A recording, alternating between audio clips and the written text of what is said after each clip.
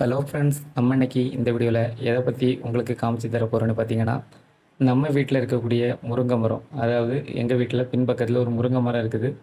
குட்டி மரம் தான், ஆனால் நல்லாவே காய்க்குது. இந்த மரத்தில் பார்த்தீங்கன்னா கிட்டத்தட்ட நிறைய முருங்கைக்காய் விளைஞ்சிருந்துச்சு. நானும் காலையிலேருந்து முருங்கைக்காய் பறிக்கலான்னு கொக்கி கம்பெல்லாம் எடுத்துகிட்டு வீட்டு பின்னாடி போயிட்டேன்.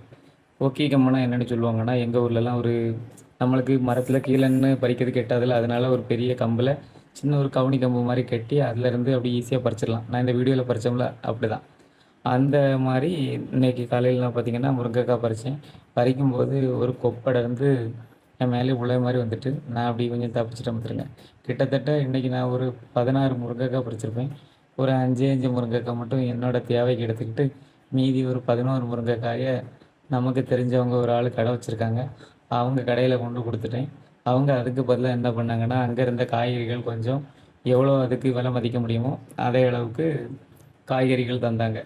இந்த மாதிரி நீங்களும் வீட்டில் முருங்கை மரங்கள் ஏதாவது வச்சு விடுங்க. இது வளர்கிறது ஒன்றும் கஷ்டமே கிடையாது, வளர்க்குறதும் கஷ்டம் கிடையாது. என்னென்னு பார்த்தீங்கன்னா, சின்னதாக ஒரு முருங்கை கம்பை ஒரு ஈரமான இடத்துல நட்டு வச்சாலே போதும். அது ஆட்டோமேட்டிக்காக தழுவடித்து காய்கள்லாம் காய்ச்சிரும். முருங்கை மரத்தில் எல்லாமே உங்களுக்கு உணவாட்டு பயன்படுத்தலாம். முருங்கைக்கீரை, அதே மாதிரி முருங்கைக்காய் எல்லாமே உங்களுக்கு நம்ம உணவில் பயன்படலாம். இந்த மாதிரி வீடியோக்கள் உங்களுக்கு தேவைப்பட்டால் நம்ம சேனல் பேஜை சப்ஸ்கிரைப் பண்ணிடுங்க. நன்றி, நன்றி, நன்றி.